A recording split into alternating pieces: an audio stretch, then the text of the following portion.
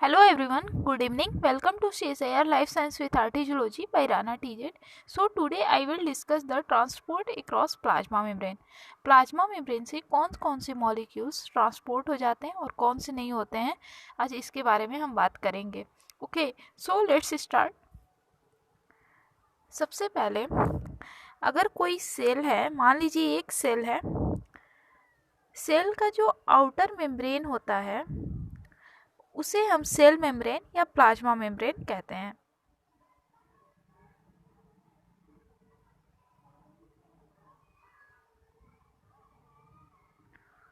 जो plasma membrane ये selectively permeable membrane होता है.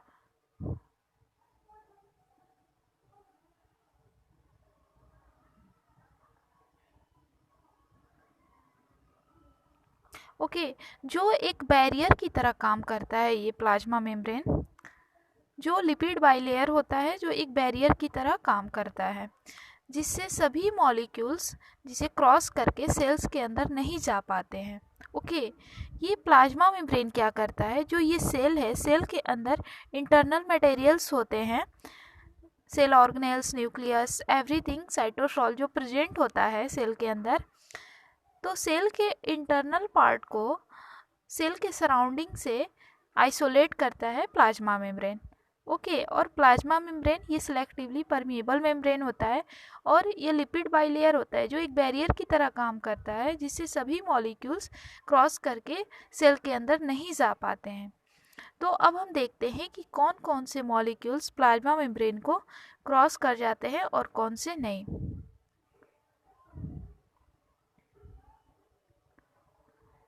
तो जो मॉलिक्यूल्स हाइड्रोफोबिक मॉलिक्यूल्स होते हैं, hydrophobic means water fearing and hydrophilic means water loving.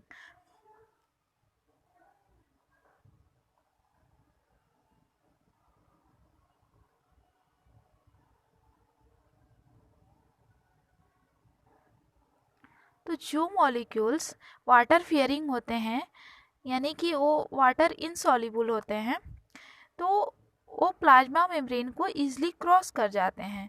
Okay, जो भी मॉलिक्यूल्स स्मॉल होंगे, नॉन पोलर होंगे, नॉन पोलर मीन्स कि उसमें पोलैरिटी नहीं है, मीन्स कि वो हाइड्रोफिलिक नहीं होगा.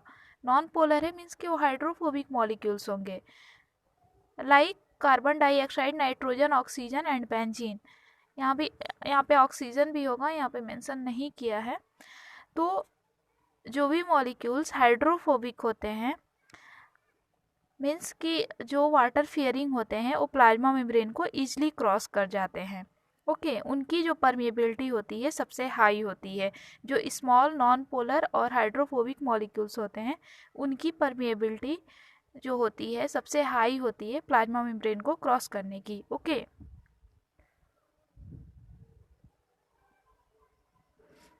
इसके अलावा उससे थोड़ी कम परमिएबिलिटी जो मॉलिक्यूल्स स्मॉल अनचार्ज्ड होते हैं उनकी होती है. स्मॉल अनचार्ज जो पोलर मॉलिक्यूल्स होते हैं उनकी पोलैरिटी स्मॉल हाइड्रोफोबिक मॉलिक्यूल्स से थोड़े कम होते हैं परमिएबिलिटी प्लाज्मा मेम्ब्रेन को क्रॉस करने की. ओके, तो H2O है, यूरिया है, इसके साथ ग्लिसरॉल भी जो है उसकी परमिएबिलिटी H2O और यूरिया के समान है. ओके, तो ग्लिसरॉल, H2O और यूरिया की जो परमिएबिलिटी है प्लाज्मा मेम्ब्रेन को क्रॉस करने की, वो carbon dioxide, nitrogen, oxygen, benzene से थोड़ी कम है. ओके, क्योंकि एक एरो थोड़ा सा इधर भी दिखाया है और इधर भी दिखाया है, क्रॉस कर जाएगी. मीन्स कि इसकी जो परमिएबिलिटी है हाई है, but carbon dioxide, nitrogen, benzene in सब से थोड़ी कम है. ओके, इसके अलावा जो लार्ज अनचार्ज पोलर मॉलिक्यूल्स होते हैं, जो बड़े जो अनचार्ज पोलर मॉलिक्यूल्स होते हैं, पोलर मीन्स कि हाइड्रोफिलिक होगा, मीन्स कि वाटर लविंग होगा. ओके, तो वो जो वाटर लविंग होते हैं, जो हाइड्रोफिलिक यानी कि जो पोलैरिटी वाले मॉलिक्यूल्स होते हैं, वो प्लाज्मा मेम्ब्रेन को क्रॉस नहीं करते. ओके, वो वाटर सॉल्युबल होते हैं, मीन्स कि ग्लूकोज, सुक्रोज ये क्रॉस नहीं कर पाते हैं प्लाज्मा मेम्ब्रेन को. इनकी परमिएबिलिटी H2O, यूरिया और ग्लिसरॉल से कम होती है। ओके, इसके अलावा जो चार्ज पोलर मॉलिक्यूल्स होते हैं लाइक एटीपी एस्पार्टेट, उनकी पोलैरिटी और कम होती है, सॉरी उनकी परमिएबिलिटी प्लाज्मा मेम्ब्रेन को क्रॉस करने की और कम होती है। ओके, इसके अलावा जो आयंस होते हैं, आयंस कभी भी ये स्वतः स्पॉन्टेनियसली ये खुद क्रॉस नहीं कर पाते हैं। इनको प्लाज्मा मेम्ब्रेन को क्रॉस करने के लिए इन्हें स्पेसिफिक मेडिएटर प्रोटीन्स की ज़रूरत होती है, जिसके कारण आयंस प्लाज्मा मेम्ब्रेन को क्रॉस कर पाते हैं। ओके,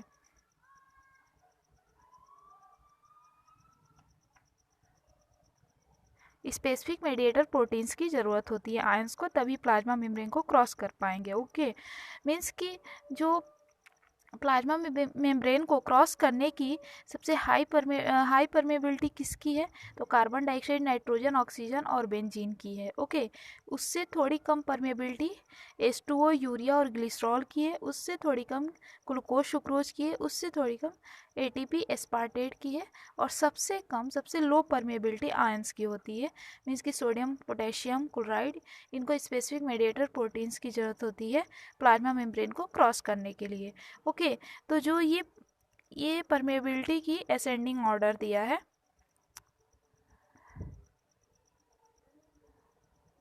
ये असेंडिंग ऑर्डर है, तो ये CSIR का क्वेश्चन है, क्योंकि CSIR में इससे क्वेश्चन पूछता है असेंडिंग या डिसेंडिंग ऑर्डर करके। ओके, कि किसकी परमेबिलिटी हाई होगी और किसकी परमेबिलिटी लो होगी। सो फर्दर हम ट्रांसपोर्ट अक्रॉस की जो ओवरऑल हम ओवरव्यू देखते हैं कि क्या है, कितने टाइप्स के ट्रांसपोर्टेशन है। ओके, कितने टाइप्स के प्लाज्मा मेम्ब्रेन को कितने टाइप्स के ट्रांसपोर्ट क्रॉस कर पाते हैं। तो अगर ट्रांसपोर्टेशन की हम बात कर रहे हैं, तो प्लाज्मा मेम्ब्रेन का जो ट्रांसपोर्ट होता है वो 2 टाइप्स का ट्रांसपोर्ट है। ओके, एक तो पैसिव ट्रांसपोर्ट है और एक एक्टिव ट्रांसपोर्ट है। जब भी हम हाई से लो की तरफ जाते हैं, मीन्स कि अगर हमारे पास हाई एनर्जी है और हाई से कम की तरफ जाना है, तो हमें किसी भी मेडिएटर या एनर्जी की ज़रूरत नहीं पड़ती है। लेकिन अगर हमारे पास मनी कम है और हमें ज़्यादा इनकम पाना है, तो उसके लिए हमें एनर्जी की ज़रूरत होगी, तभी तो हम स्ट्रगल कर पाएंगे, जिसके कारण हमें अधिक से अधिक मनी प्राप्त होगी। ओके, तो जब भी हमको हाई से लो जाना होता है तो किसी भी एनर्जी की नीड नहीं होती है, लेकिन जब भी हम लो से हाई जाएंगे तो हमें एनर्जी की नीड होती है। ओके, तो कुछ पैसिव ट्रांसपोर्ट और एक्टिव ट्रांसपोर्ट में कुछ इसी तरह का डिफिनीशन है। ओके, अंतर कुछ इसी तरह का है। तो पैसिव ट्रांसपोर्ट में क्या है कि इसमें हाई से लो मूव करता है molecules. Okay, move from higher concentration to lower concentration. तो मतलब हाई से लो जाना है तो एटीपी की कोई नीड नहीं है। ओके, एनर्जी की ज़रूरत नहीं पड़ेगी।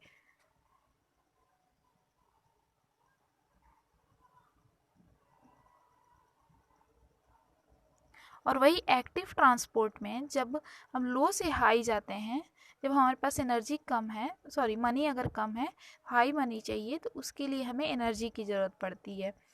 तो यहाँ पे एटीपी की नीड होगी।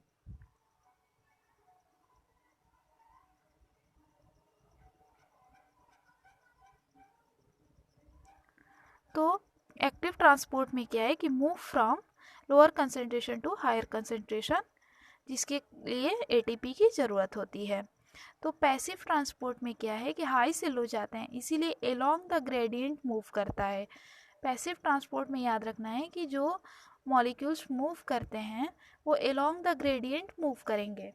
और एक्टिव ट्रांसपोर्ट में क्या है कि वो अगेंस्ट अ ग्रेडियंट, मीन्स कि लो से हाई जा रहा है तो ग्रेडियंट के कंसेंट्रेशन के अगेंस्ट ये मूव करता है। ओके, इसके अलावा जो पैसिव ट्रांसपोर्ट होता है वो 2 टाइप्स का है, सिंपल डिफ्यूज़न और फैसिलिटेटेड डिफ्यूज़न।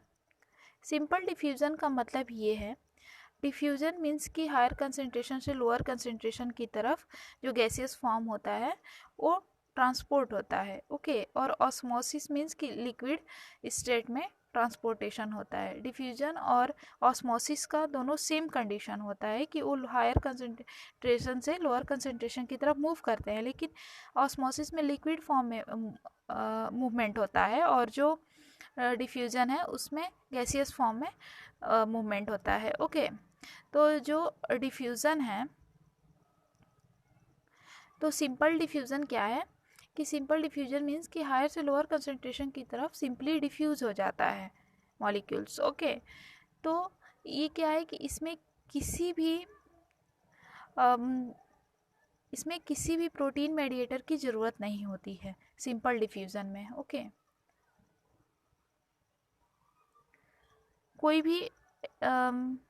कोई भी मेडिएटर की ज़रूरत नहीं होती है। सिंपल डिफ्यूज़न सिर्फ अपने प्रॉपर्टीज़ के आधार पे ये प्लाज्मा मेम्ब्रेन के थ्रू क्रॉस कर जाता है। ओके, तो सबसे पहला जो प्रॉपर्टी है सिंपल डिफ्यूजन का, वो कंसंट्रेशन ग्रेडियंट है, कि अगर कंसंट्रेशन ग्रेडियंट मीन्स कि हायर कंसंट्रेशन से लोअर कंसंट्रेशन की तरफ मूव कर जाएगा। ओके, और दूसरा जो प्रॉपर्टीज़ है जिसके आधार पर सिंपल डिफ्यूजन होता है, तो वो साइज़ है। अगर मॉलिक्यूल्स स्मॉल है तो ईजिली वो क्रॉस कर जाएगा प्लाज्मा मेम्ब्रेन को। अगर थोड़ा सा साइज़ बड़ा है तो थोड़ा टाइम लगता है क्रॉस करने में। ओके, और सिंपल डिफ्यूज़न का एक और प्रॉपर्टी है जिसके आधार पर वो डिफ्यूज़ होता है, हाइड्रोफोबिसिटी। मीन्स कि अगर हाइड्रोफोबिसिटी ज़्यादा है, मीन्स कि वाटर फियरिंग ज़्यादा है, तो वो डिफ्यूज़ कर जाएगा ईजिली प्लाज्मा मेम्ब्रेन से। ओके,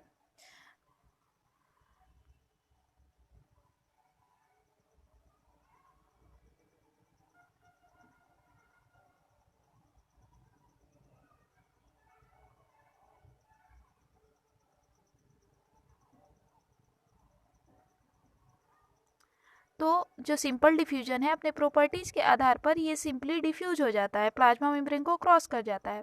पहला क्या कि कॉन्सेंट्रेशन ग्रेडियंट के आधार पर, दूसरा साइज के आधार पर, तीसरा हाइड्रोफोबिसिटी के आधार पर। ओके, और वही जो फैसिलिटेड डिफ्यूज़न है, इसको ट्रांसपोर्ट करने के लिए प्रोटीन मेडिएटर की ज़रूरत पड़ती है, लाइक एक्टिव ट्रांसपोर्ट। ओके, तो फैसिलिटेटेड डिफ्यूजन और एक्टिव ट्रांसपोर्ट के बीच में अक्सर कंपैरिजन पूछता है, डिफरेंस पूछता है कि इन दोनों में डिफरेंस क्या है।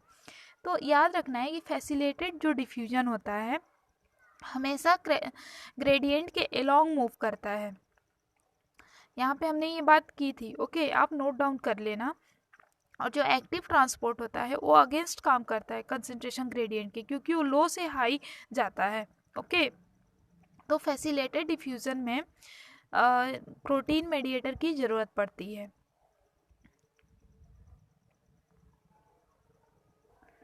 तो जो फैसिलिटेटेड डिफ्यूज़न है ये भी टू टाइप्स का है, एक कैरियर मेडिएटेड है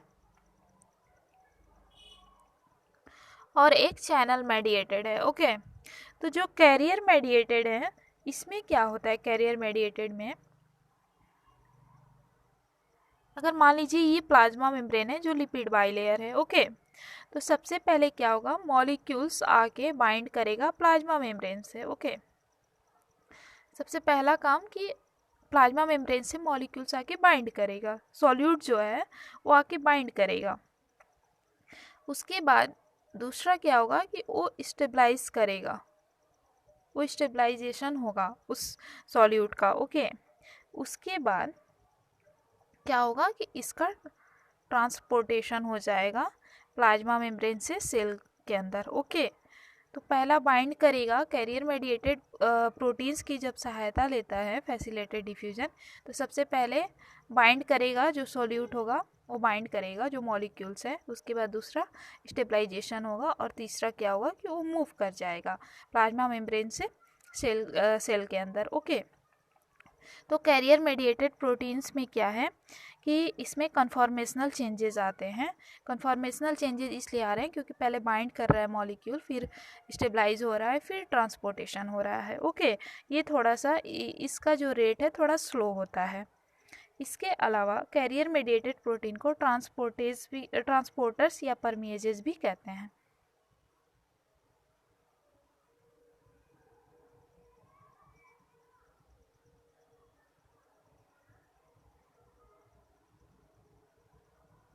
ट्रांसपोर्टर्स या परमेजेस भी कहते हैं कैरियर मेडिएटेड प्रोटीन्स को। ओके, इसके अलावा दूसरा जो है वो चैनल मेडिएटेड है, चैनल मेडिएटेड प्रोटीन्स हैं। ओके, तो चैनल मेडिएटेड में क्या है कि चैनल मेडिएटेड में 3 तरह के हैं। एक तो मैकेनिकली गेटर चैनल होगा, दूसरा वोल्टेज गेटेड चैनल है और तीसरा लिगेंड गेटेड चैनल है। ओके,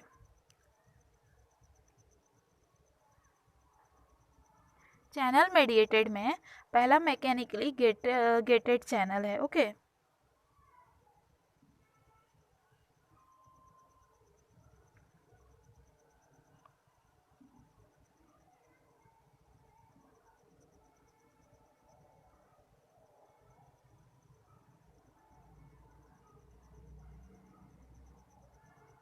पहला मैकेनिकल गेटर चैनल है, दूसरा वोल्टेज गेटर चैनल है और तीसरा लिगेंड गेटेड चैनल है। तो मैकेनिकल गेटर चैनल में इसमें स्टिमुलस की ज़रूरत पड़ेगी। ओके,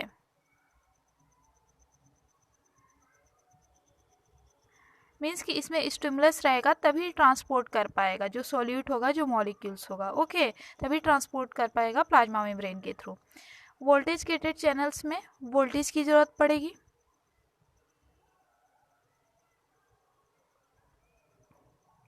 और लिगेंड गेटेड चैनल्स में लिगेंड्स की ज़रूरत पड़ेगी ट्रांसपोर्टेशन के लिए। ओके,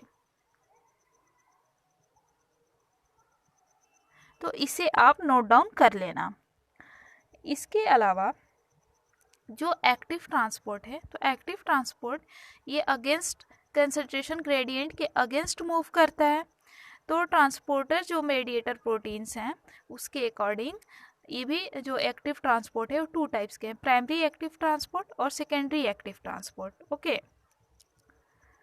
प्राइमरी एक्टिव ट्रांसपोर्ट में क्या है कि इसमें एटीपी की ज़रूरत पड़ती है, इसमें एटीपी की ज़रूरत पड़ती है मूवमेंट के लिए। ओके, मूवमेंट के लिए एटीपी की ज़रूरत पड़ती है। तो इसमें 4 तरह के ट्रांसपोर्टेशन होते हैं, इनके फंक्शन पर ये डिपेंड करते हैं।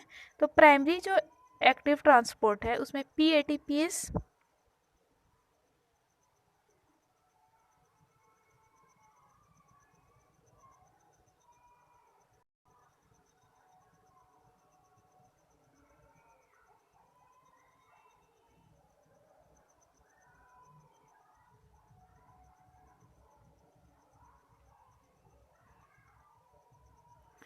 तो जो प्राइमरी एक्टिव ट्रांसपोर्ट है इनमें 4 तरह का ट्रांसपोर्टेशन होता है, पीएटीपीएजेस ट्रांसपोर्ट, वीएटीपीएजेस ट्रांसपोर्टेशन और तीसरा है एफएटीपीएजेस और चौथा है एबीसी ट्रांसपोर्टर्स। ओके, तो इनके फंक्शन के आधार पर ये होते हैं।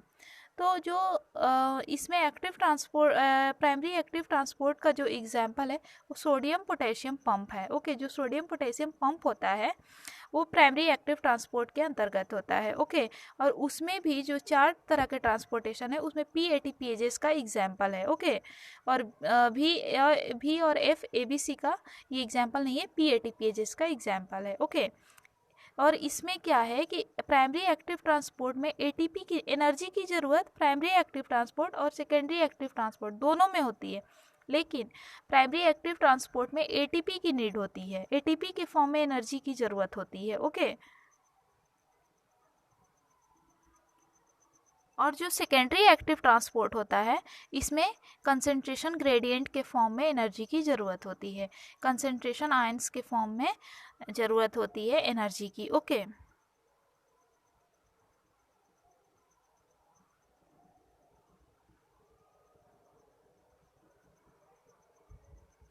आयंस के कंसंट्रेशन ग्रेडियंट्स के फॉर्म में एनर्जी की ज़रूरत होती है सेकेंडरी एक्टिव ट्रांसपोर्ट को। ओके, क्योंकि एक्टिव ट्रांसपोर्ट में एटीपी की नीड है, मीन्स की एनर्जी की ज़रूरत है, लेकिन प्राइमरी एक्टिव ट्रांसपोर्ट को एटीपी की ज़रूरत है और सेकेंडरी वाले को आयंस के कंसंट्रेशन ग्रेडियंट के फॉर्म में है। ओके, तो सेकेंडरी एक्टिव ट्रांसपोर्ट का एग्जाम्पल सोडियम ग्लूकोज एक्सचेंज है। ओके, सोडियम ग्लूकोज एक्सचेंज इसका एग्जाम्पल है। इसके अलावा हम देख लेते हैं कि फैसिलिटेटेड डिफ्यूज़न और एक्टिव ट्रांसपोर्ट के बीच में क्या कंपैरिजन है, क्या डिफरेंस है। ओके, तो अगर फैसिलिटेटेड डिफ्यूजन की बात करें तो ये पैसिव होता है, हमने उधर भी देखा, आप स्लाइड से भी समझ सकते हैं, पिछले स्लाइड से भी। और इसमें ये एनर्जी इंडिपेंडेंट है, पैसिव है, एनर्जी इंडिपेंडेंट है। ओके, इसमें एनर्जी की ज़रूरत नहीं पड़ती है। और एक्टिव ट्रांसपोर्ट में क्या है कि ये एक्टिव है और एनर्जी डिपेंडेंट है। ओके, इसके अलावा कंपेरिजन की अगर बात करते हैं तो दोनों ही सिलेक्टिव है, लेकिन जो फैसिलिटेटेड डिफ्यूजन होता है वो अलोंग द ग्रेडियंट मूव करता है और ये अगेंस्ट द ग्रेडियंट मूव करता है, एक्टिव ट्रांसपोर्ट। ओके, उसके बाद दोनों सैचुरेबल भी हैं और एंट्रोपी फैसिलिटेटेड डिफ्यूज़न की इंक्रीज करती है और एक्टिव ट्रांसपोर्ट की एंट्रोपी डिक्रीज करती है। एंट्रोपी आप समझ पा रहे होंगे आई होप, क्योंकि अगर आपने बायोकेमिस्ट्री पढ़ा है तो आप जिसमें फिजिकल केमिस्ट्री अगर आपने पढ़ा है तो एंट्रोपी समझ पा रहे होंगे। अगर नहीं समझ रहे हैं तो मैं यहाँ एक बार बताने की कोशिश करती हूँ शॉर्टली। एंट्रोपी मीन्स कि जो एंट्रोपी होता है, जब भी अगर हमारे घर में मान लीजिए एक होम है, अगर इसमें कोई एक पर्सन इधर उधर रैंडमली मूव कर रहा है, ओके, तो यहाँ की जो एंट्रोपी होगी इंक्रीज होगी। मीन्स कि randomness is directly proportional to entropy. Okay, means मेरे कहने का मतलब ये है कि जो एंट्रोपी है ये अनअवेलेबल एनर्जी का फॉर्म है। ओके, अनअवेलेबल एनर्जी का फॉर्म है किसी भी सिस्टम के अंदर। जब रैंडमनेस इंक्रीज करती है तभी इसकी क्वांटिटी इंक्रीज करती है। ओके, तो आई होप कि आप एंट्रोपी समझ पाए होंगे। अगर नहीं समझ पाए होंगे तो आप प्लीज़ एक बार साइट से कहीं से आप पढ़ लीजिएगा, गूगल से भी आप देख सकते हैं। ओके, आई होप कि ये वीडियो लेक्चर जो है आपको समझ में आया होगा और आपके लिए हेल्पफुल भी रहा होगा। अगर समझ में आया तो ज़्यादा प्लीज़ चैनल को लाइक, सब्सक्राइब एंड शेयर करें। Thanks for watching to this, thank you so much.